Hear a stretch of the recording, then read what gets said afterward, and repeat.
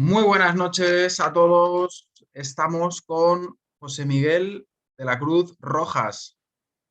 Voy a leer su currículum porque, bueno, es muy extenso. Primeramente, buenas noches, Miguel, ¿qué tal estás?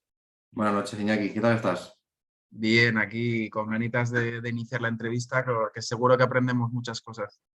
Ok, igual. Un placer estar contigo. Gracias. Bueno, pues José Miguel es doctor en Ciencias del Deporte, máster en alto rendimiento, entrenador nacional de tenis, especialista en psicología deportiva, experto en entrenamiento deportivo, ponente en congresos nacionales e internacionales, CEO de JCR Sports, preparador físico de jugadores de tenis junior de nivel nacional e internacional, docente en el máster de fisioterapia deportiva de la UCAM, máster en redactación deportiva y preparación física en fútbol, preparador físico de jugadores World Padel Tour.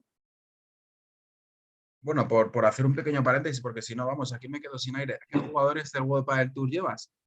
Pues ahora mismo esa etapa ya pasó. Sí que sigo abierto al mundo del pádel, pero tuve una época en la que llevé 6-7 jugadores de World Padel Tour. Y bueno, la verdad que fue una etapa muy bonita, de mucho aprendizaje. No cambia mucho a nivel de preparación física con el tenis. Sí que hay que hacer algunos reajustes, por ejemplo, a nivel de análisis notacional con respecto del pádel con respecto al tenis. Pues, por ejemplo, la media de puntos en un juego en tenis anda sobre los 6 puntos y en cambio en pádel está en 7,8, muy cerca de 8, con lo cual eso nos condiciona luego a la hora de hacer los trabajos interválicos o fraccionados, pues para hacer trabajos de resistencia específica y demás. Entonces, bueno, las demandas, por ejemplo, de potencia aeróbica son más bajas que en tenis.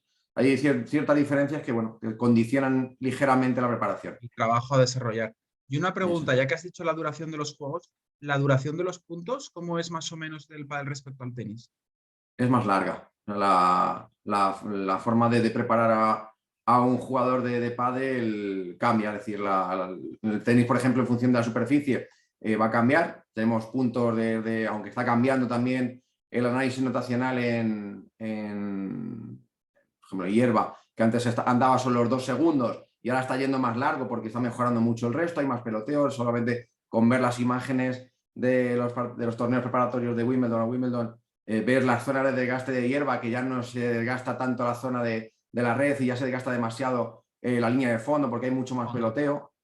Y bueno, eso pues a nivel de preparación física condiciona todo. Entonces, Condiciona. bueno, pues eso, Entonces, porque me quede claro, en pádel duran más los puntos que en tenis, ¿no? eso es, duran más los puntos. Ujú. Hay más rally, hay más Y peloteo. algunas veces mucho más, ¿verdad? Me atrevería a decir, porque está ahí la Sí, bola en juego, porque las paredes la claro, guardan. muchísimo tiempo. En el momento que entren dos parejas que son de nivel similar, los peloteos se alargan muchísimo. Se alargan. Bueno, continúo. Especialista en evaluación con tensiomiografía en más de 14 deportes diferentes a nivel internacional. Evaluador de condición física de la Federación de Tenis de Castilla-La Mancha. Colaborador en el grupo de investigación asociado UCLM-UCM Acantos. Presidente de Tigers Tennis Project y Premio Diputación Provincial de Toledo 2022 por trayectoria profesional, entre otras. Bueno, pues vamos allá con la entrevista. La primera pregunta, por empezar un poquito suavecillo y que la gente no se asuste, porque ya adelanto que va a ser una entrevista de mucho nivel y que, bueno, animar a la gente a que la comparta para que así aprendamos todos, ¿verdad? ¿Cuáles son los principales beneficios de la práctica deportiva? Bueno, la práctica deportiva de todos he sabido que va a generar muchísimos beneficios a nivel de salud y bueno, con la pandemia que todavía seguimos dentro de ella, hemos visto que mucha gente se ha dado cuenta que aumentando la cantidad de horas que puede dedicarle al deporte y aumenta sus defensas, su sistema inmunológico. Y bueno, pues eso va a incrementar su salud con respecto a cualquier tipo de patógeno que pueda tener o Pueda generar una existir. infección. Entonces, a nivel de salud, todos, o sea, aumentamos el nivel de masa muscular, reducimos los niveles de grasa, aumentamos la capacidad pulmonar, nuestra capacidad cardíaca. Bueno, es que los beneficios son Bajamos pulsaciones. tremendos.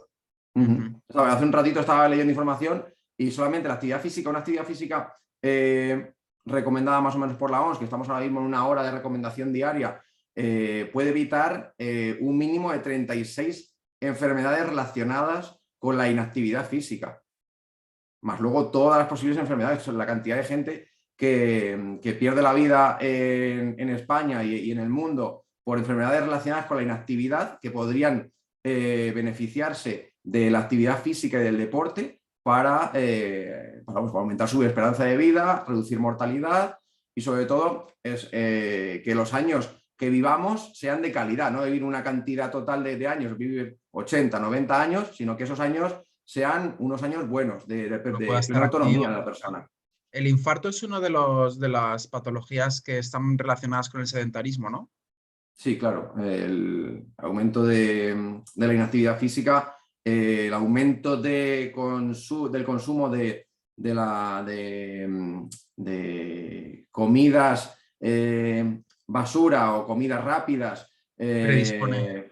eso es, demasiado tiempo delante de las pantallas y demás, pues al final Ujú. todo se asocia pues, a un bajo nivel de actividad física y a nivel cardíaco, pues eso se va a notar. Ten en cuenta que el trabajo aeróbico, uno de los efectos que tiene es el aumento de las cavidades cardíacas. Entonces, cuando somos capaces de hacer actividad física aeróbica, vamos a aumentar esas cavidades, vamos a ser capaces de bombear más sangre en un solo latido, y si a eso le mezclamos lo que es hoy en día el trabajo prioritario a nivel de salud y de rendimiento, como es el trabajo de fuerza, pues vamos a hacer una mezcla tremenda, porque aumentamos el grosor de las paredes cardíacas y aumentamos también el volumen total de las cavidades, por lo cual Ujú. pues a nivel cardíaco vamos a tener muchísimos beneficios. Bueno, antes de hacer la segunda pregunta, un pequeño apunte. Con todas estas historias que hemos pasado, se han cerrado los polideportivos, pero se han mantenido. No hace falta que respondas, ¿eh? Porque no quiero que nos metamos en, sobre todo por mi parte, que yo soy muy tendente a ser muy crítico. Se han cerrado los polideportivos y se han mantenido abiertos los estancos en donde se podía comprar tabaco. Siento Incoherente. que salga mi vena política o social, o llámala como lo quieras, pero tengo que decirlo, cada cual que piense lo que quiera. Por supuesto, si quieres decir algo también, porque vamos, la libertad Bueno, tiene que ser. la verdad que Iñaki es un auténtico sinsentido, porque si tú cierras los polideportivos, que bueno, se ha demostrado con el tiempo que el deporte al aire libre no tiene ningún tipo de problemas, y de ahí, por ejemplo, nuestro campo de actuación, como es el tenis, cómo se ha visto beneficiado por esa práctica o ese incremento exponencial de practicantes a nivel nacional e internacional, por estar haciendo uso de una instalación al aire libre y deporte en el cual se mantenía la distancia de seguridad sin ningún tipo de problema, y bueno, no tenía ningún tipo de sentido cerrar esa instalación, porque estabas promoviendo un incremento de la salud de las personas, mantenías todas las normas de higiene y de seguridad, Sí. y en cambio, por ejemplo, estabas abriendo estancos, que son espacios cerrados en los cuales estás comprando un El cigarrillo, que no hace producto que lo falta único que entrar, no produce vamos es a perder el tiempo diciendo eso, ahora el es cigarrillo lo que es. perjuicios No, bueno, a nivel de salud. Entonces no tiene sentido. Hay un trasfondo monetario, de impuestos y a nivel político detrás, demasiado que la verdad claro. que no tiene mucho sentido. Decisiones políticas y no sanitarias, pero bueno. Eso es. Vamos con la segunda pregunta. Entrando ya al tenis y el pádel, ¿siempre haces evaluación física inicial a los jugadores? Y hago otra pregunta y ya respondes como tú quieras. ¿Cuáles son tus métodos de evaluación preferidos y por qué? Vale, bueno. ¿Y por qué Yo es importante hacer esto, una evaluación inicial?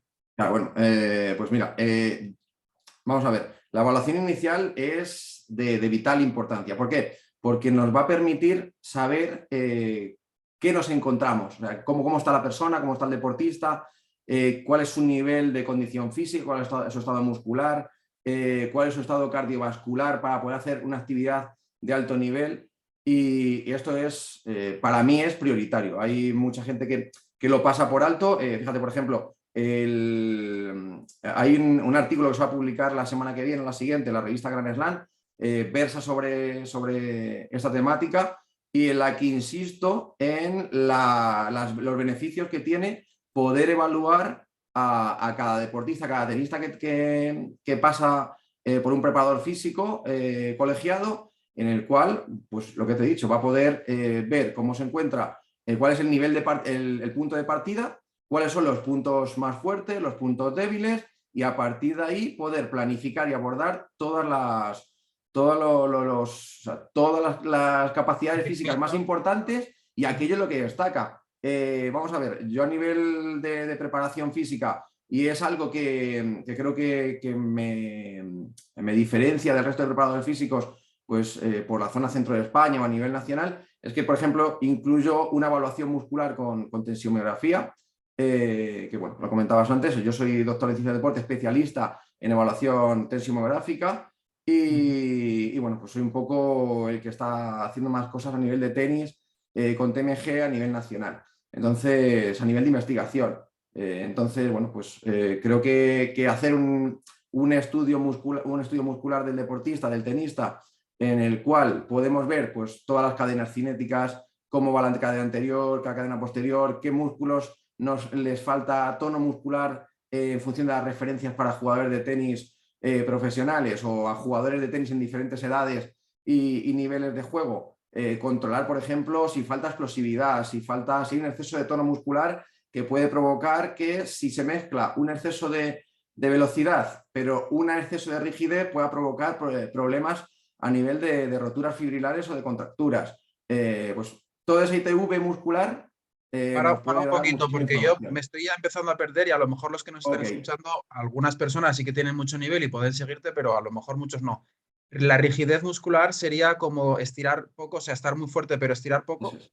Claro, es un exceso de tono. Cuando hablamos de rigidez muscular, estamos hablando de un exceso de tono muscular. Entonces, cuando con TMG lo que evaluamos es el nivel de explosividad, el nivel de tono muscular y la cantidad de simetrías o asimetrías funcionales y laterales que tiene una persona, ¿de acuerdo? Entonces, imagínate, ¿recuerdas cuando estuve en Madrid con la Federación de Tenis de Madrid, que estuviste como asistente al curso? Bueno, pues cuando estuvimos analizando al tenista que vino para hacer la práctica, pues pudimos ver por dónde estaban las fallas de fuerza, por dónde el jugador era más explosivo, dónde estaban las zonas por las que podía producir más rendimiento, por dónde podía fallar. Entonces, eso, poder detectarlo es súper importante. Y luego, una vez que tienes ese informe de evaluación muscular, que ya está comparado a nivel mundial, porque TMG trabaja con Big Data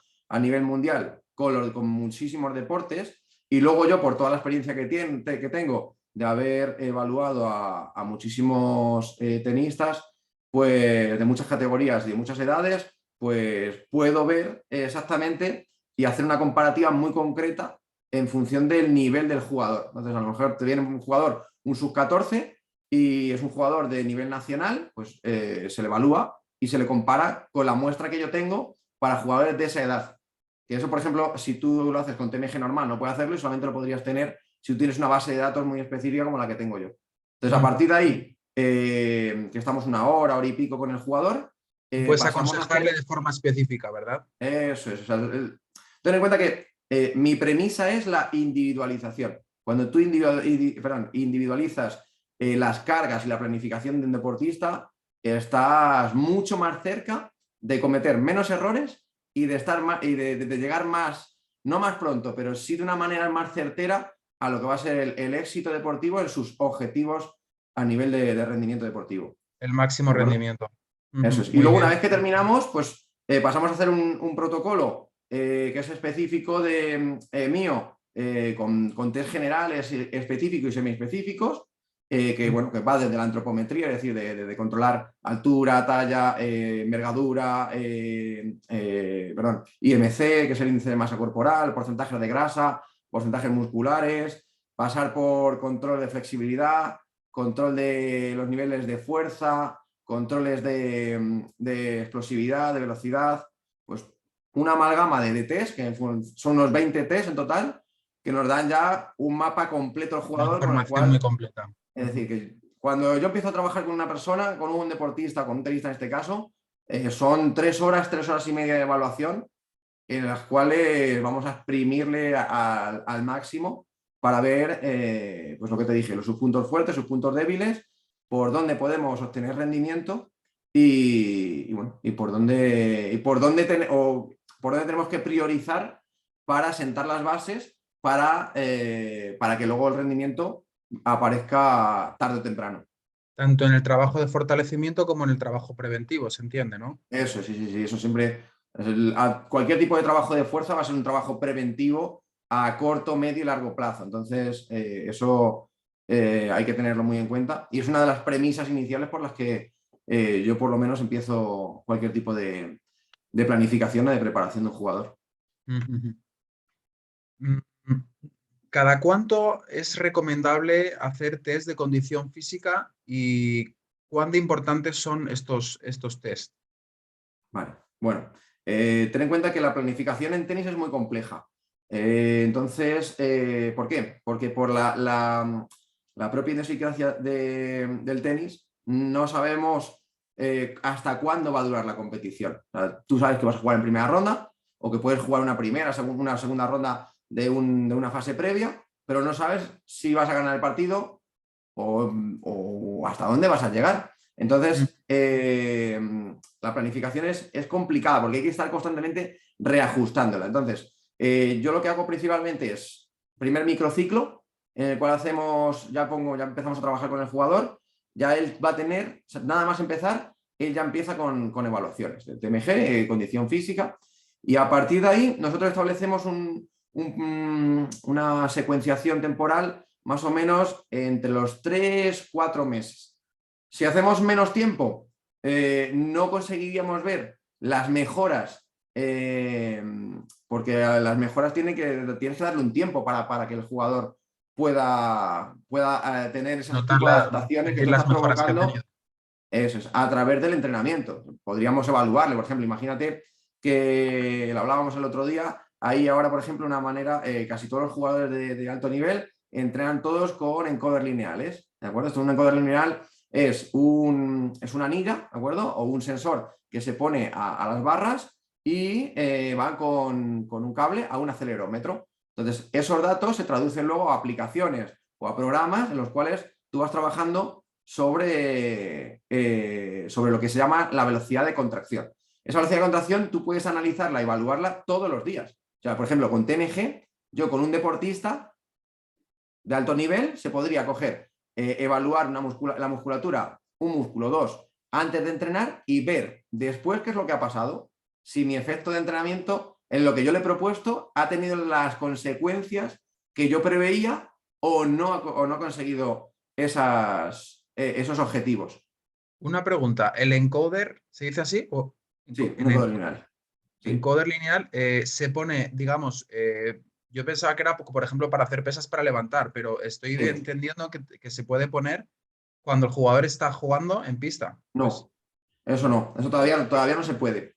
vale. Lo que se hace, eso normalmente se utiliza en barras. Esto lo que te comentaba es que hay unas aplicaciones que utilizan con un imán o con un velcro, se coloca directamente a la barra y lanza la señal por Bluetooth a la aplicación de móvil.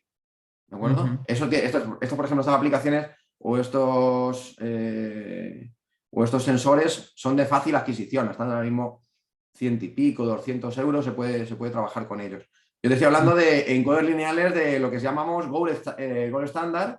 Estaríamos con trabajos con T-Force, con ISOControl, que andamos el aparatito sobre los 2.500, 3.000 euros. Son ¿De más caros. acuerdo? Una pregunta, ¿T-Force qué es?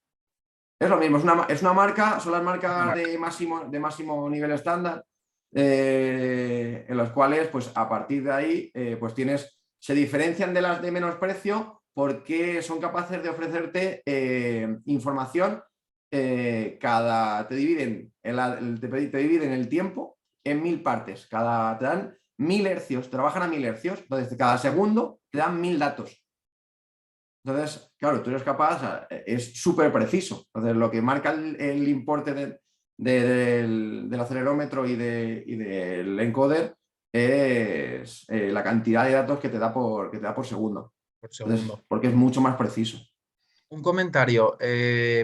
el ojo clínico del preparador físico, o sea, por ejemplo, ahora que esté escuchando esto, un preparador físico con mucha experiencia, que tiene, pues, por decir, 50 años y que tiene 30 años de Ujú. experiencia, puede ser que él diga, o que tú digas también, que, bueno, sí, es muy importante la información que me da un aparato, un sensor, la ciencia, pero siempre el ojo clínico, esa sensación. Se hablaba un poquito con el tema de, me refiero con el tema de, conocerás el sensor que se pone en el puño de las raquetas. Yo Ujú. lo he tenido y está bien, pero sí que es verdad que donde esté un poquito la sensación del jugador o del entrenador de saber un poquito por dónde van los tiros a nivel técnico, de dónde la estás pegando, yo creo que eso Ajá. es todavía a día de hoy insuperable, a pesar de que los avances evidentemente son súper necesarios. ¿Cómo lo ves tú? Pues mira, te voy a contestar y te voy a poner un ejemplo muy práctico en alto rendimiento que tuve hace varios años. Yo creo que debe ser una mezcla de todo. Es una mezcla de esa sensación, ese ojo clínico del entrenador, de esa experiencia, unido siempre a la aportación de datos objetivos que son irrefutables si está bien hecho el protocolo y que lo que hacen es sumar. Es como cuando tú trabajas con un equipo multidisciplinar en el cual tienes un entrenador, tienes un preparador físico, un fisio, un médico y todo el equipo trabaja al unísono por el objetivo común del aumento de rendimiento del deportista. Entonces, en función de esto, por ejemplo, tuve una experiencia con un equipo altísimo nivel en fútbol sala. Ujú. Entonces, el preparador físico trabajaba por sensaciones, un poco ojo clínico, y bueno, pues en esa temporada consiguió introducir TMG en las evaluaciones.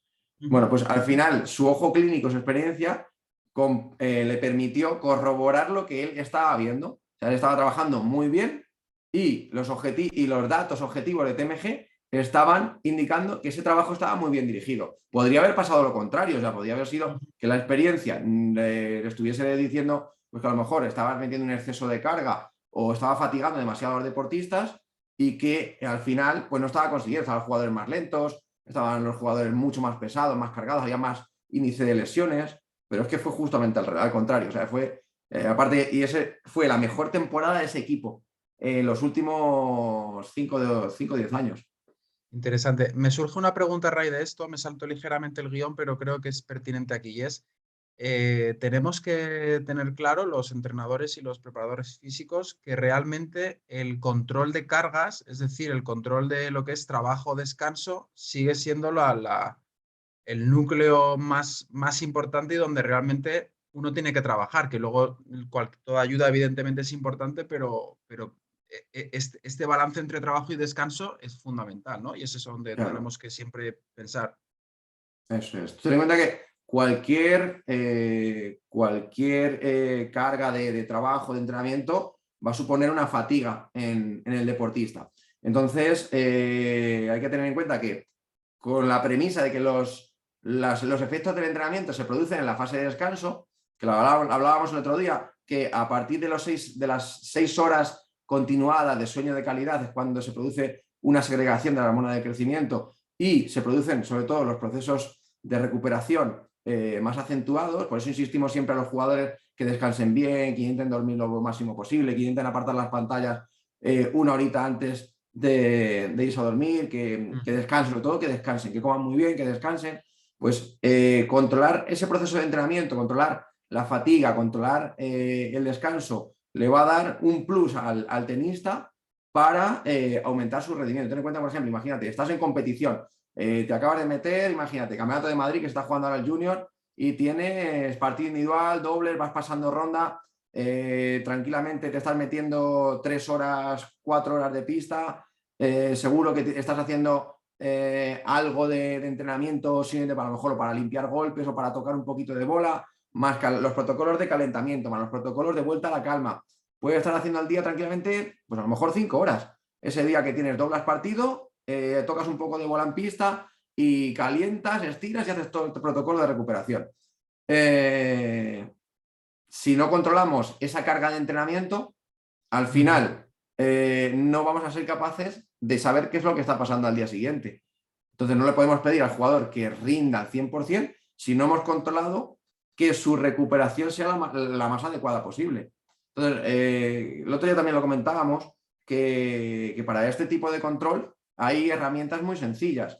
Hay una herramienta que se utiliza con equipos de altísimo rendimiento, que es un control de lo que se llama carga alostática, es decir, un control de la carga que se produce a nivel interno en nuestro organismo. ¿Y cómo se controla? Pues con 4 variables muy sencillas. Una con el estado general, otra con la disponibilidad que tiene la persona el deportista para entrenar, otra que sería el descanso y otra el apetito. Se utiliza una escala de Likert de 1 a 5 y la cual el 1 sería un estado bastante malo, muy malo, y el 5 sería un estado excelente. Entonces, cuanto más se acerque la puntuación al 20, a la sumatoria al sumatorio del 20, que serían los 5 más 5 más 5 más 5, si nos acercamos a 20, esto va a ser una recuperación excelente. Es decir, el jugador puede tener una carga de entrenamiento muy potente, y estoy hablando de casos, un caso individual esta semana en la cual estamos compitiendo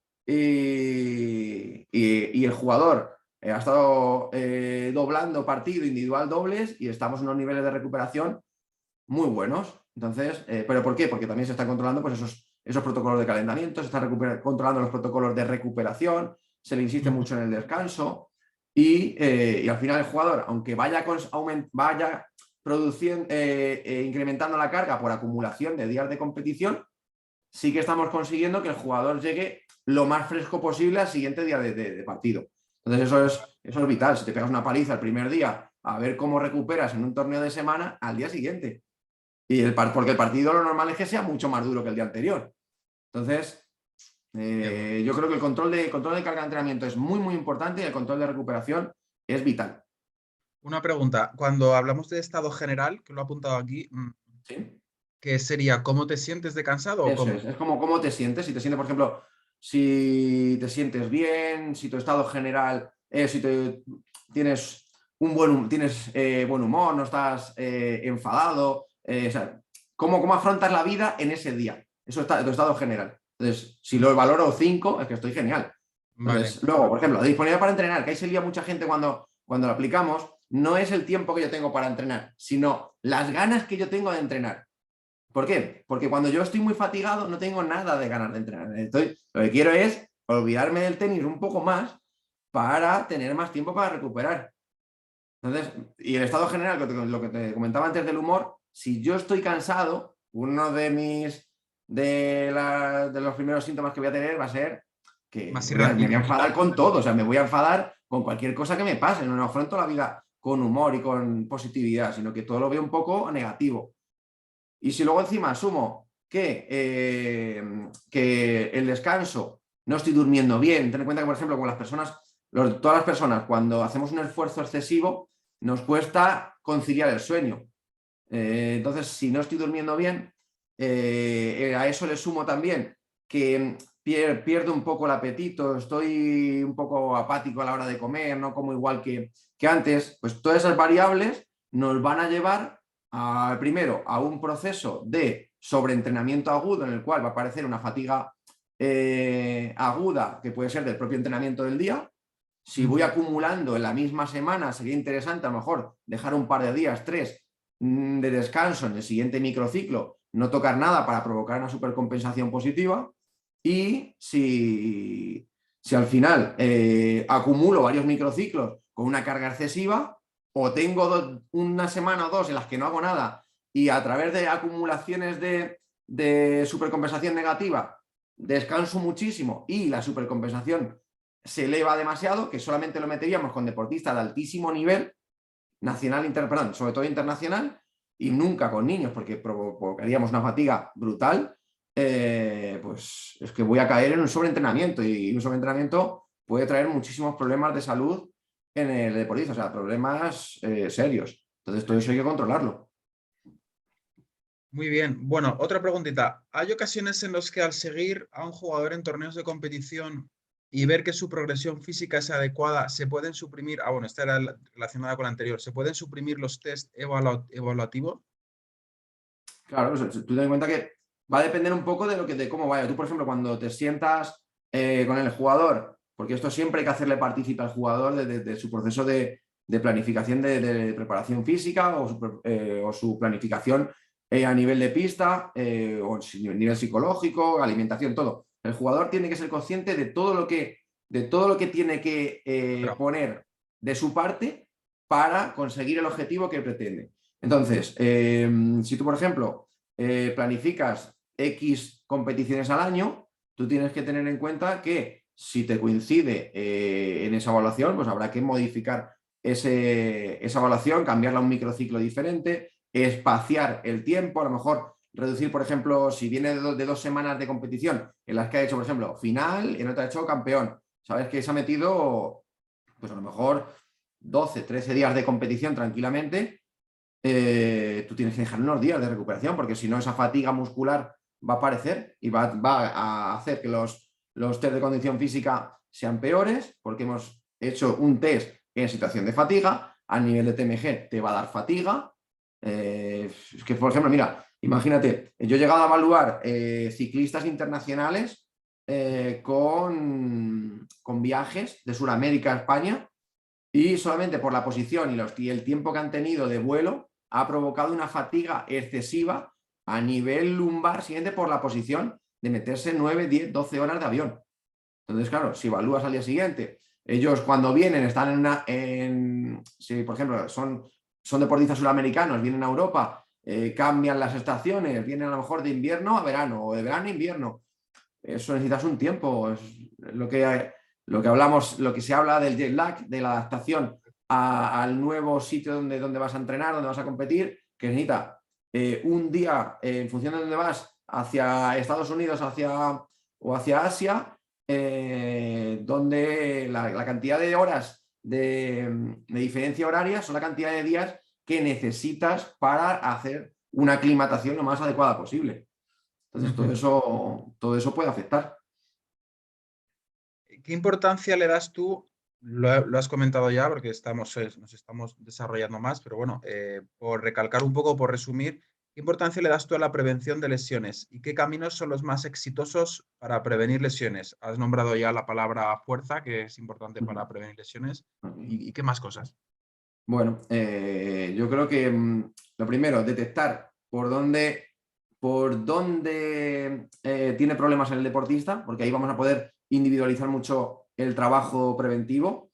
Luego, priorizar la fuerza y luego insistir en la fuerza. Y ahora mismo la fuerza el trabajo de fuerza es vital, vital. Porque, bueno, mucha gente luego sale, bueno, voy a salir a correr un poco, pero al final, si hay, por ejemplo, problemas de fuerza en el apoyo, en un apoyo, por ejemplo, del pie, y por fatiga, ten en cuenta que por fatiga, al final nuestro pie, por ejemplo, un pie cabo o un pie normal, por fatiga, ¿qué es lo que va a hacer? La musculatura se va cansando, se va fatigando y el arco plantar cada vez es más pequeño. Entonces podemos tener un pie normal que cuando llevamos 2 horas o 2 horas y pico de práctica de tenis, podemos acabar en un pie plano o algo, por un descenso de la bóveda plantar. Entonces, esto puede cambia por un problema de fuerza, puede cambiar el apoyo, podemos estar sobrecargando musculatura que no debería estar sobrecargada por una mala pisada y todo eso hay que prevenirlo. Entonces hay que hacer un trabajo preventivo a nivel de pie, hay que fortalecer toda la musculatura de la planta de pie, que no le damos mucha importancia, pero todos los jugadores que, por ejemplo, que entrenan conmigo, llevan dentro de su microciclo unos ejercicios específicos para mejorar esa fuerza en la planta del pie y poder tener una fuerza adecuada a la hora de plantar. A nivel, por ejemplo, mucha gente anda con problemas lumbares, problemas a nivel de zona core, zona central del cuerpo. Toda esa zona hay que equilibrarla. ¿Por qué? Porque puedo tener un tren inferior, es decir, unas piernas muy potentes, pero a lo mejor el abdomen no tiene el tono muscular que tiene que tener. O mi zona lumbar no tiene la fortaleza que tiene que tener, que es una zona que se lesiona bastante en tenis. Entonces, si tengo una falla de fuerza en una zona donde va a pasar energía en sentido vertical hasta que llega al brazo, voy a perder gran parte de la energía que yo genero a la hora de hacer una flexión, extensión de piernas, por ejemplo, un apoyo abierto o a la hora de preparar un servicio en el cual no voy a ser capaz de imprimir toda la velocidad posible a la pelota. El otro día lo comentábamos, a nivel biomecánico, más o menos llega un 9% de la velocidad de un servicio depende del latigazo del brazo. O sea, el 91% de la fuerza depende de la producción de fuerza que generan tanto las piernas como la parte central del cuerpo. Luego pasa a pectorales, toda la zona de la espalda, hasta que llega al hombro y luego soltamos el latigazo con el brazo. Entonces, todas esas zonas que puedan tener algún problema hay que detectarlas. Y insisto, trabajo de fuerza. Cualquier trabajo de fuerza va a provocar siempre una prevención o va a hacer un trabajo preventivo para evitar o retrasar una lesión. Por ejemplo, a nivel lumbar, podemos tener una lumbalgia potente, pero muchas veces esa lumbalgia o ese problema lumbar puede venir derivado de una falta de tono muscular en el glúteo mayor, en el culeté. Entonces, si no tenemos fuerza en el glúteo, no vamos a conseguir estabilizar la cadera y vamos a desencadenar problemas a nivel lumbar. Entonces, todo eso hay que detectarlo. Hay que saber de dónde viene y a partir de ahí trabajar y enfocar todo el trabajo para individualizar toda la carga de entrenamiento. Como norma general, un deportista o un tenista sería bueno que si, por ejemplo, hace 80 abdominales o 100, que hiciera 80 lumbares o 100, o eso puede Sí. cambiar. No, eso debería siempre compensar. Agonista, antagonista, debería ser, yo creo, desde mi punto de vista, trabajarlo de esa manera. Porque ten en cuenta que el tenis es un deporte en el cual hay ciclo de estiramiento, acortamiento. Es decir, hay una fase en la que tú provocas, cuando tú flexionas el cuerpo para provocar fuerza en un apoyo, está trabajando toda la cadena posterior. Es decir, por ejemplo, toda la zona de los isquios, gemelos, ¿de acuerdo? Entonces, cuando yo impulso, están trabajando, una musculatura trabaja en fase concéntrica y otra musculatura trabaja en fase excéntrica. Entonces, hay que trabajar muy bien todas las fases de contracción y las cadenas anteriores y posteriores. Entonces, cuando me hablas de trabajar abdomen y trabajar lumbar, tienen que ir un poco al unísono. Y no volverse loco con, como se ve, por ejemplo, vamos a hacer 6 minutos de planchas isométricas. ¿Pero para qué? A nivel científico está demostrado que cualquier plancha isométrica que se haga por encima de los 40 segundos no tiene beneficios significativos o mejoras significativas sobre una plancha de mayor duración. Entonces, ¿qué es lo que tienes que hacer? Generar progresiones desde un niño en el cual tú está haciendo sus primeros entrenamientos y está controlando esa posición corporal para hacer ese ejercicio isométrico de plancha, y a partir de ahí ir subiendo poco a poco la duración hasta llegar pues, a ese máximo de 35, 40, 45 segundos como mucho, y a partir de ahí cambias de ejercicio, no tienes por qué aumentar más la duración. Es que no... Yo creo que las cosas son mucho más sencillas. Muchas veces hacemos las cosas por lo que hacen los demás en vez de irnos a las fuentes. Y tenemos una herramienta muy sencilla. Mira, en el Google hay una herramienta que se llama Google Scholar o Google Académico, en el cual tenemos en abierto todos los abstracts, es decir, todos los resúmenes e incluso miles y miles de artículos científicos en los cuales podemos tener acceso para consultar cualquier tipo de información en castellano, en inglés, y poder corroborar y contrastar esa información que yo quiero llevar a la práctica con la evidencia científica. Y está a la falta, es que es gratuito, o sea, no hace falta hacer mucho más. Hay muchos repositorios de bibliografía científica que están no a la mano de personas que nos dedicamos a investigar o que estamos vinculados con universidades o que llevamos deportistas de alto, hemos trabajado con deportistas de alto nivel o deportistas de alto nivel en etapa de desarrollo, y cualquier persona, un entrenador de club, puede revisar esa información. Y cuando quiera, por ejemplo, proponer un circuito, vamos a hacer un circuito en esta fase de la temporada. Pues yo qué sé, imagínate, vamos a hacer, estamos cerca de competición. Pues a lo mejor un trabajo de multisaltos previo al ejercicio me genera un entrenamiento concurrente, es decir, un entrenamiento en el que trabajo diferentes objetivos y diferentes orientaciones, se lo hago mucho más divertido, tienen un circuito, golpean, juegan punto. Entonces, trabajo muchas cosas, pero tengo que saber cómo organizo ese circuito en función de la evidencia científica y del momento de la temporada que yo estoy trabajando para orientarlo a una competición en concreto. Bueno, antes de la siguiente pregunta, por no levantarme o algo, Rosy, ¿me puedes traer el libro, por favor? casi hago la pequeña cuña publicitaria de Ok. mi libro antes de acercarnos al final. Bueno, aunque aún queda bastante porque llevamos todavía... sí, gracias, pásamelo. Solamente 6 preguntas. Bueno, como ya sabía yo que iba a estar esto muy bien, te voy a regalar mi libro, La táctica en el tenis, Ok. ¿vale? Que resumidamente son 20 capítulos. He estado, bueno, unos 3 años documentándome, estudiando, llevo escribiendo más tiempo y, bueno, espero que te guste mucho y, bueno, Seguro. para Sí, sí. adquirirlo, Seguro que será un gran libro y será un placer poder leerlo. gracias. Bueno, espero que te guste. Y para adquirirlo, pues me podéis escribir a ignacio.ara@hotmail.com o la táctica en el tenis @gmail.com. Acordado. Y luego nos dices tú para contactar contigo, que seguro que hay mucha gente que a raíz de verte, pues están Ujú. deseosos de contar con tus servicios, ¿vale? Ok, Luego que no se nos olvide. muy bien. Mm, ¿Es el calentamiento la asignatura pendiente en el tenis o pádel amateur? Sí, muchas veces pasa eso, sí.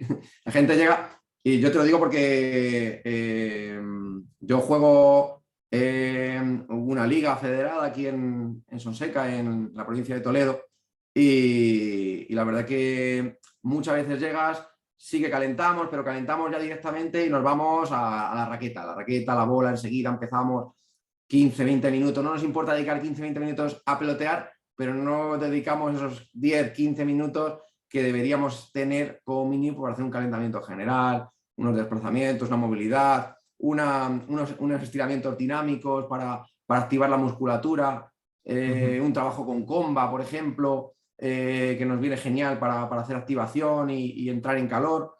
Y pues, igual que la vuelta a la calma, tampoco se dedica. Muchas veces, bueno, pues voy a correr un poco cuando termine y ¿por qué? Bueno, pues porque gana el partido y me siento con fuerza.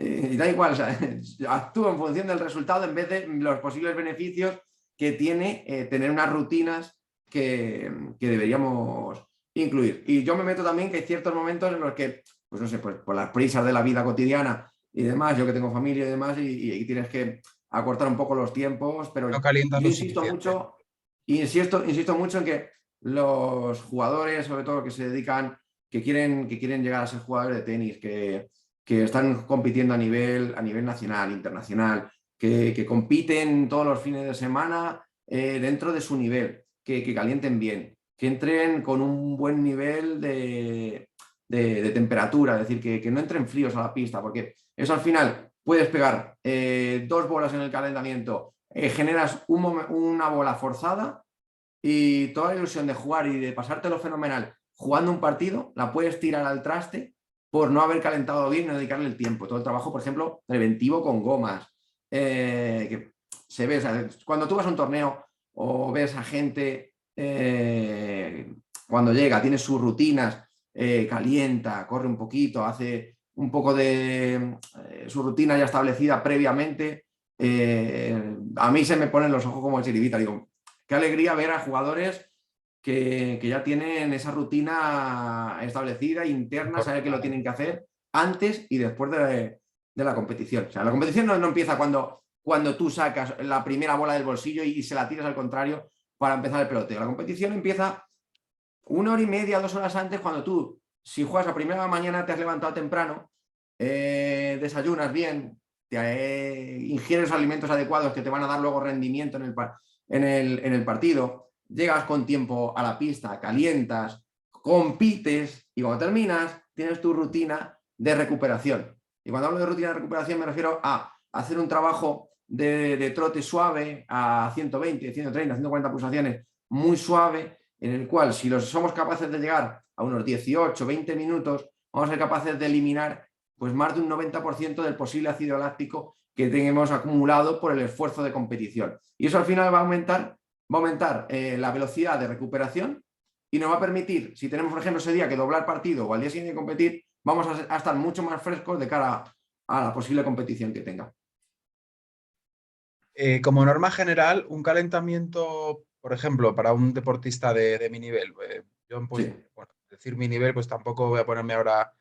El año pasado me quedé subcampeón del torneo de veteranos de Chamartín y haciendo autocrítica, mi estado físico era muy bajo, lo comentamos el otro día cuando hablamos Uh -huh. por aquí por Zoom. y me salvó precisamente los calentamientos, te lo dije, ¿verdad? Sí, sí, sí, sí. Me salvaron los calentamientos, que en eso sí que soy bastante ordenado y metódico, pero reconozco que lo que es mi preparación física era pues muy pobre. Ujú. Entonces, más o menos, ¿cuánto me recomendarías para ver si lo hago bien o si tengo que mejorar? Calentar físico general y cuánto un poquito con raqueta, si es posible, con compañero o si no en frontón. Más o Vale. menos. Yo metería 15-20 minutitos antes, en los Mínimo de cuales, calentar, sí, eso de calentar sin raqueta, ¿eh? sin Aunque raqueta, luego, sí. por ejemplo, si haces una parte, por ejemplo, más o menos los protocolos que llevo yo con los jugadores es, ellos hacen un trote de unos 5 o 6 minutitos, suave, con una superficie blandita, sobre todo Ujú. porque hay que intentar reducir el mayor número de apoyos posibles en superficies duras para que aumente la vía deportiva del tenista y reduzcamos esa carga excesiva. Y a partir de ahí, pues un trabajo de movilidad articular, un trabajo en el cual hagas estiramientos balísticos para activar la musculatura, un poquito de comba, yo trabajo mucho con la escalera de coordinación para mejorar esa activación de pies y ese grado de agilidad que nos va a dar a la hora de ejecutar ajustes en los golpes. Y luego, por ejemplo, pues a partir de ahí, ya que tienes un trabajo general semi-específico, yo ya entraría a hacer diferentes progresiones, cambios de ¿De dirección ritmo? cada 3-4 metros, con desplazamientos laterales en diagonal, Ujú. mucha sombra, ya puedes meter ahí la raqueta o puedes hacer sombras sin raqueta, pero simulando lo que va a ser el golpe para que sea un apoyo específico y un movimiento y una transferencia de peso lo más específica posible lo que vas a tener en pista. Y luego ya, si tienes la posibilidad de entrar en frontón o tener una pista de calentamiento previa para poder entrar a competición, pues eso, pues si puede dedicarle esos 20 minutitos, genial. Depende un poco del tiempo que tú tengas. Es decir, que puedes empezar a lo mejor pues, una media hora antes de empezar a competir. Si tienes todo el calentamiento general, lo vas a poder hacer tranquilamente con tu material y con lo que tú tengas. Y luego pista, pues va a depender un poco de lo que tú tengas. Entonces, bueno, pues a partir de ahí, pues luego ten en cuenta que cuando entramos a pista oficialmente no tenemos más de 5 o 10 minutos para calentar. Entonces no vamos a tener esa Sí. posibilidad de poder tirarnos 20-30 minutos peloteando con el otro compañero. Y a veces pasa que en categorías inferiores los chavales pues no tienen mucha experiencia o esto pues se alargan un poquito porque no han calentado lo suficiente y tenemos que enseñarlos y decirles que no, que hay que calentar bien antes y luego pues son 5 minutos, pues bueno, para darle un poquito. Bueno, pues vamos con la siguiente pregunta. Recordemos, vale, esto ya lo hemos hecho, entonces no hace falta. Haznos un resumen, ya lo has hecho también. Pa- 8, 10, ya está. Según tu experiencia profesional, ¿qué diferencias, también las has comentado porque lo has dicho al principio, pero bueno, haz un pequeñito resumen, ¿qué diferencias deben observarse entre la preparación física de un tenista y un padelista? Has dicho que el tenis tiene un poquito más de potencia aeróbica, ¿verdad? Sí, a ver, el tenis, por ejemplo, a nivel de potencia aeróbica, un deportista de alto nivel, pues por ejemplo, vamos a ver, puede andar sobre los 60 mililitros kilogramo minuto. Estos son unos niveles comparados, por ejemplo, con un ciclista o un maratoniano que pueden llegar a los 80 mililitros. Estaremos hablando de niveles excelentes en deportistas de tenis. Unos niveles buenos en absolutos andan sobre los 55 mililitros kilogramo minuto. ¿De acuerdo? Y ¿Mililitros en de qué? chicas, en Perdona, chicas ¿mililitros podemos. de qué? ¿Cómo? ¿Mililitros de qué sustancia? De sangre. A ver, es una medida, es la medida aeróbica a la hora de expresar la cantidad de el volumen aeróbico que tienes, o la capacidad aeróbica o la potencia aeróbica que tú tienes a la hora de desarrollar un esfuerzo continuado durante el tiempo. Que al final, el tenis es un deporte con una base aeróbica en la cual tú vas a estar hora y media, 2 horas en pista, y es muy variable, puede ser también partidos más cortos, partidos larguísimos, en vez de en Roland Garros, partidos de 5 horas lo hemos visto bastantes Sí, veces. muchos. Ujú. Y luego, vamos a ver si te lo digo, pues es lo que te decía, es la capacidad que tiene el deportista de soportar esos esfuerzos durante el tiempo. En competición vas a hacer un uso de un 50% de esa potencia aeróbica. Entonces, cuanto más alta sea, pues mayor recuperación vas a tener, vas a ser capaz de soportar puntos largos. Por ejemplo, fíjate, una comparativa ya antigua, pero por ejemplo, cuando jugaban esos partidos épicos, Rafa, Roger Federer tiene una preparación física para terminar el punto no más tarde de los 7 u 8 segundos. Y en cambio Rafa aumenta su rendimiento cuando el punto se va a una duración bastante larga. Ahí es cuando él empieza a ganar exponencialmente ese punto. O sea, las probabilidades de éxito en ese punto se disparan. Entonces, cada uno luego tiene ese nivel de potencia aeróbica enfocado a su estilo de juego y a su patrón de juego.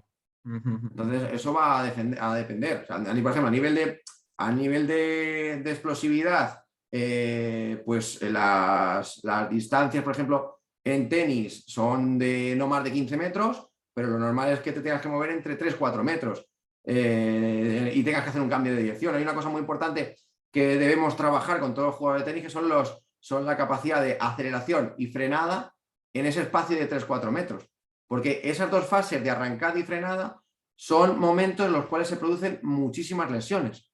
Entonces, ¿por qué? Sobre todo por la fase excéntrica, porque si se ha trabajado en fase excéntrica, es decir, si por ejemplo tú haces una contracción de bíceps, cuando tú acercas la mano hacia el hombro, estás trabajando en fase concéntrica.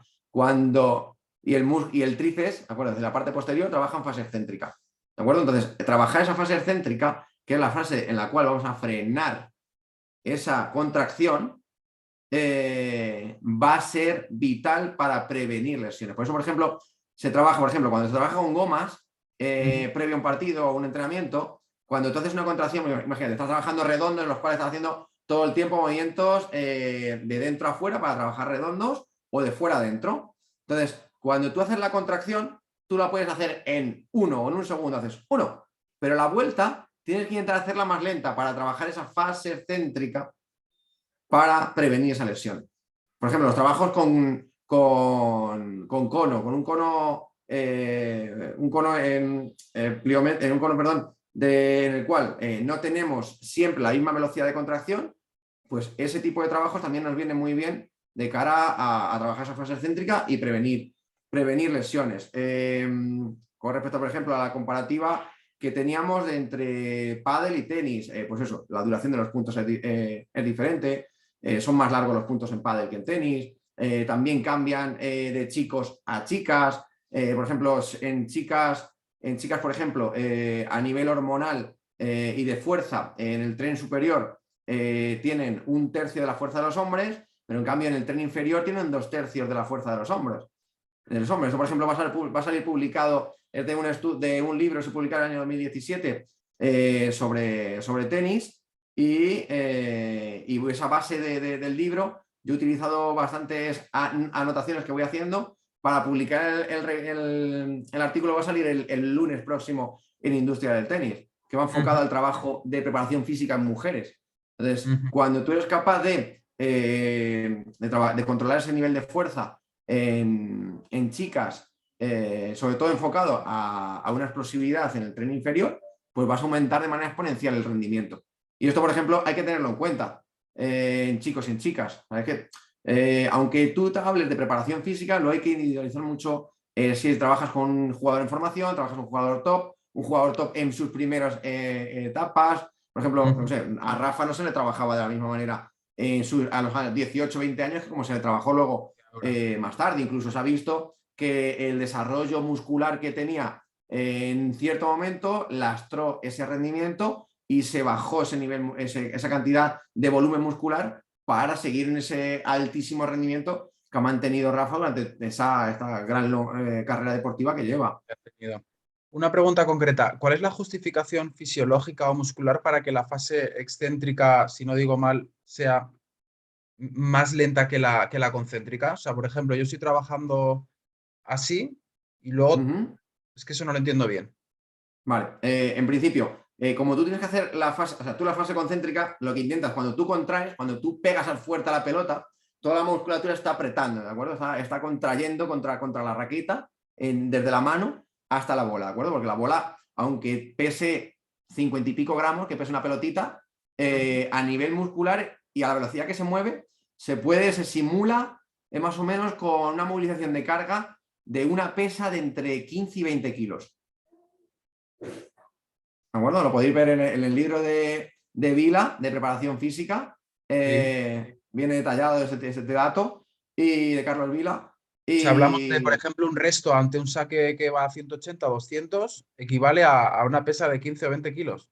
eso es. Y ten en cuenta que en un resto a 200 kilómetros por hora, el tiempo de reacción desde el impacto hasta que tú impactas es inferior a 500, perdón, a medio segundo.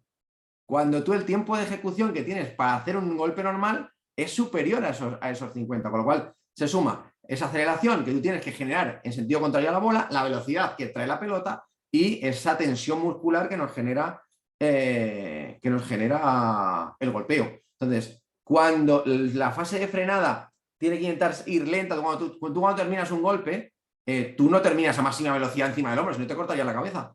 Entonces tú pasas a máxima velocidad de la parte del backswing, tú golpeas, aceleras, impactas lo más rápido posible, a partir de ahí vas desacelerando. Toda la musculatura que está provocando esa desaceleración tiene que ir trabajando cada vez más lento, ¿de acuerdo? Y no genera la misma tensión desde el momento que sale la pelota, que ya has perdido el contacto, en la cual ya empiezas a desacelerar, que cuando tú llevas la mano en la terminación al hombro. La velocidad que tú llegas al hombro es infinita, es muy, muy inferior a la que tú tienes justo en el momento en el cual has perdido el contacto con la bola. Entonces, bueno, ahora esa lo entiendo fase, ahora. ¿no es? Entonces, ese momento de poder ir frenando de manera progresiva, por eso los conos, el trabajo con cono, es decir, no trabajar con una polea, se llaman poleas cónicas, ¿no? Una polea en la cual tú tienes siempre la misma velocidad y la misma, en el paso del cable por la polea, tú vas siempre a la misma velocidad de contracción. En cambio, en una polea cónica, que es un cono, ¿habéis visto alguna vez un cono de hilo? ¿De acuerdo? O Sí, un cono, sí, por ejemplo, de lo que utilizamos para entrenar. Cuando tú sí. tienes en la parte de abajo, el recorrido es mucho más amplio, en la parte de arriba el recorrido es mucho más pequeño. Entonces, ese recorrido va a acelerar y en cambio en la parte de abajo se frena. Entonces, genera diferente tensión y ese tipo de trabajos a nivel preventivo, a nivel excéntrico, vienen fenomenal, pero viene enfocado por eso. Vi esas pesas solamente en Global, cuando estuve ahí formándome Claro, como es que entrenador. por ejemplo, ahora mismo de gente que tenga yo más o menos controlado, el preparador físico de Martín Landaluce está trabajando con polea cónica ahora mismo, con él, y eso a nivel de prevención de lesión, pues viene muy bien. Bueno, lo podéis ver en las redes sociales suyas que suben de vez en cuando algunos vídeos con esta polea cónica y se mete. Sobre todo se trabaja mucho en centros de alto rendimiento, centros en los cuales hay un trabajo muy exhaustivo, muy al milímetro con el deportista, y no solamente en tenis, en todos los deportes. Los deportes. Si me permites la broma, esto que has dicho serviría para todos, excepto para Rublev. Que has visto la derecha de Rublev, ¿no? ¿Algún Sí, vídeo? Hace el tío. ¡Vum! Es una locura. claro, eso es. Parece que Acaba muy llega a rápido. cero. Claro, entonces fíjate, todavía con mucho más, con el trabajo preventivo en ese jugador debe ser todavía más Muy potente, porque consciente. claro, si sigue, a ver cómo consigues pasar esa máxima aceleración a cero en un periodo de espacio más corto. Entonces es mucho más complicado. O sea, este chico los tendones se los tiene que proteger mucho y hacer un trabajo de preparación física porque es que realmente acelera una barbaridad. Claro, eso es. Sí, sí. Porque tú puedes llegar a la máxima velocidad, pero claro, lo que hablábamos, tienes que ir poco a poco desacelerando y claro, tienes una fase de frenado en el acompañamiento y en la terminación, pero si el acompañamiento también vas a mucha velocidad, la fase de cierre del golpe es que te queda muy poco tiempo para poder parar la raqueta y volver a prepararla para el siguiente golpe. Para el siguiente golpe. Vamos a ver, te cuento. Quedan 1, 2, 3, 4, 5, 6, 7, 8, 9, 10, 11. Quedan 12 preguntas. Llevamos más o menos casi una hora. ¿Cómo lo prefieres hacer? ¿Seguimos un poquito más? Porque claro, tendremos que cenar. O si te parece, pues lo hacemos la entrevista en dos partes. O te hago una Ujú. más y cortamos y lo hacemos en dos partes para que sea, digamos, de que disfrutemos y que la gente diga, bueno, Claro. pues que Sí, no se ha quedado un poquito la entrevista a medias. ¿Te claro. parece bien? Sí, sí. Como tú Venga, quieras. pues, Tú pues eres te el hago que la última manda. pregunta.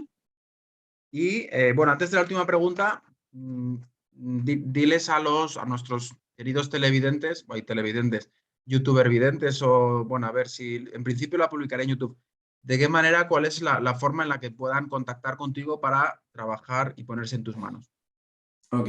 Bueno, vamos a ver. En redes sociales me podéis buscar a través de o redes sociales o la página web como JCR Sport. En Google ponéis, por ejemplo, JCR Sports, ¿de acuerdo? Y ahí me podéis encontrar. En redes sociales es la misma búsqueda. Tenéis el perfil en Instagram, en Facebook. También hay canal de YouTube.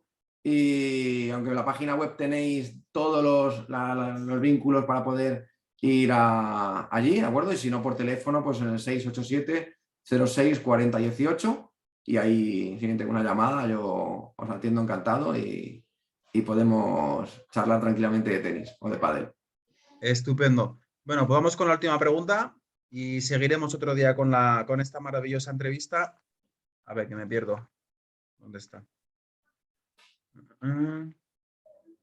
Entrando un poquito en el área del entrenamiento general de un tenista, ¿tú cómo lo enfocas? Imagino que tendrás jugadores de todos los niveles y te hago la otra para allá, luego tú respondes como tú quieras. ¿Qué tipo de ejercicios son los que más te gustan para trabajar, como dijimos el otro día en nuestra conversación, distintas áreas simultáneamente? He puesto aquí al menos dos, porque claro, yo cuando hice el Ajá. curso de entrenador, nos decían los entrenadores, lo ideal es trabajar al menos dos partes simultáneamente, físico-técnico, físico y psicológico. ¿Cómo lo enfocas tú? ¿Cómo te gusta entrenar a ti con los chicos? Bueno, a ver, yo llevo ya 21 años dedicado al entrenamiento deportivo, en concreto en tenis, y a mí me gusta trabajar mucho con entrenamientos, lo que se llaman entrenamientos concurrentes, es decir, entrenamientos en los cuales tú trabajas diferentes objetivos y bueno, controlando un poco si trabajas, por ejemplo, con dos orientaciones, por ejemplo, trabajo de fuerza y trabajo de resistencia. Pues a ver que, por ejemplo, pues el trabajo de fuerza tiene que ir siempre al principio, el trabajo de resistencia tiene que ir al final, ¿de acuerdo? Porque el trabajo de fuerza trabaja vía nerviosa, siempre trabaja habitualmente cuando estamos descansados y el trabajo de resistencia sería en la parte del final, sobre todo para que tenga un efecto positivo en el deportista, porque tú lo puedes enfocar como quieras, pero los efectos pueden ser negativos, positivos o no tener ningún tipo de efecto. Entonces, Neutro. a partir de ahí, pues eso, por ejemplo, mira, mucho trabajo que hacemos de preparación física con deportistas que se están moviendo pues, a nivel nacional o deportistas que se mueven por Castilla-La Mancha, por Madrid, pues se le enfoca, pues eso, por ejemplo, hacemos por ejemplo un trabajo con un trabajo preventivo a nivel de fuerza, con trabajos con autocargas, mucho trabajo en la zona core, trabajo de apoyos a ver si te lo digo, con Bosu, ¿sabes qué es un Bosu?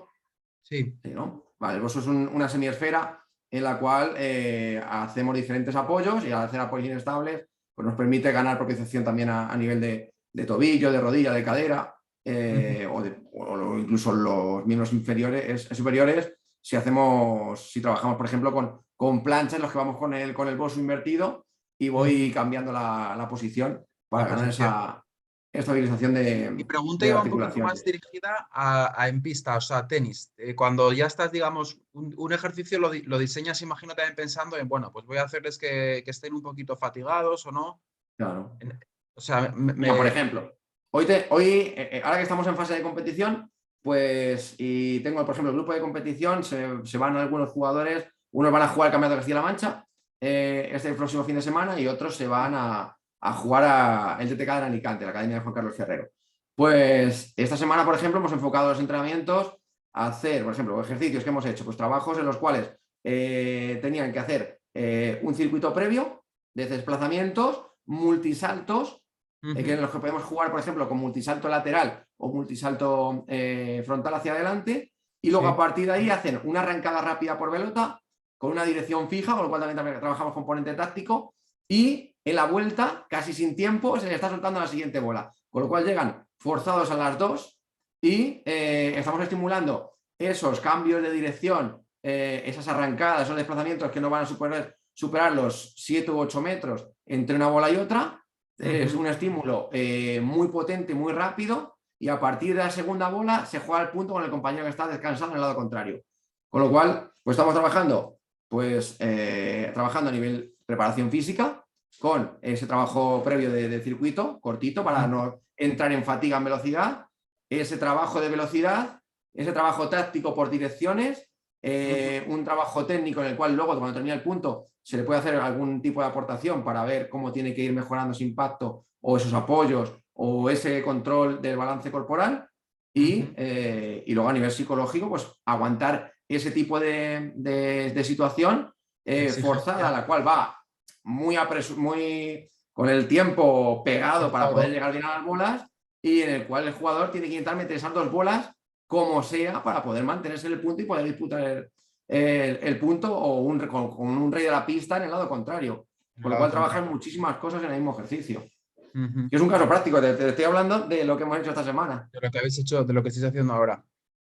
Por ir acabando, por ejemplo, si nos escuchara un entrenador de, bueno, Harry Hopman, que creo que fue el que inventó las series australianas, diría, bueno, pues es que no habéis tampoco inventado nada, porque en los años 60, según parece, los australianos lo que hacían era, la serie australiana era pues poner una bola en juego y hasta que, aunque fallaras, hasta que no podías más, no parar. O sea, ahora sí que a lo mejor estamos un poquito más avanzados en aspectos técnicos y demás, pero realmente sí que no es por ni criticar ni esto, pero por romper una lanza a favor de las metodologías antiguas, que creo que sí que esta gente tenía mucho sentido común, ¿no?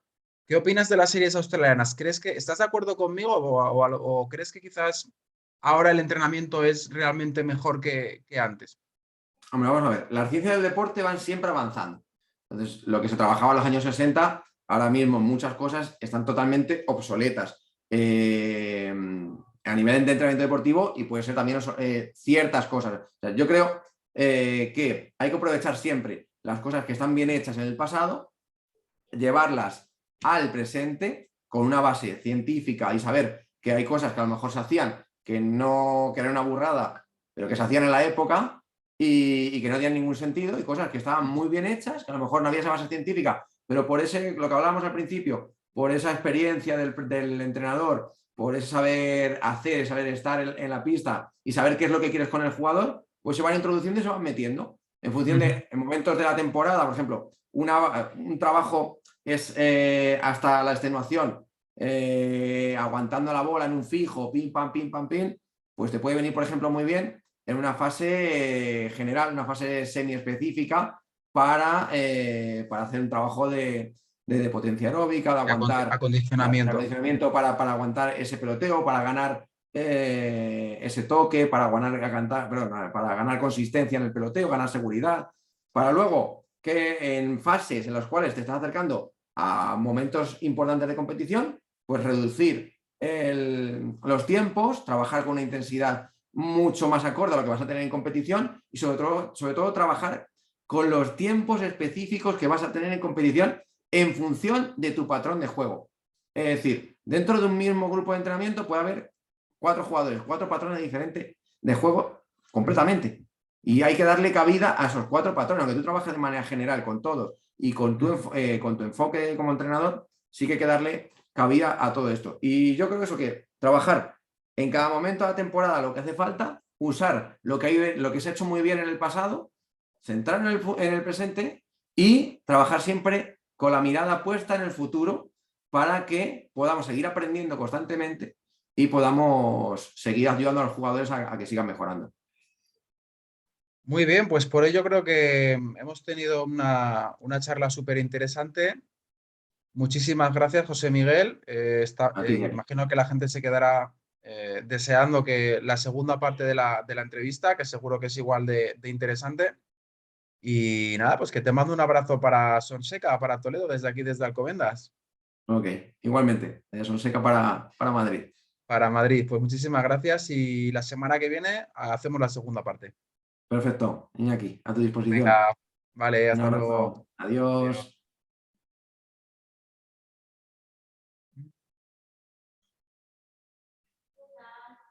Bien, a ver, grabando todavía. Mm. Cancela. Es en más, ¿no? Pausar. Detener grabación, ¿verdad? Sí. Sí, ahí detengo la grabación y ya está.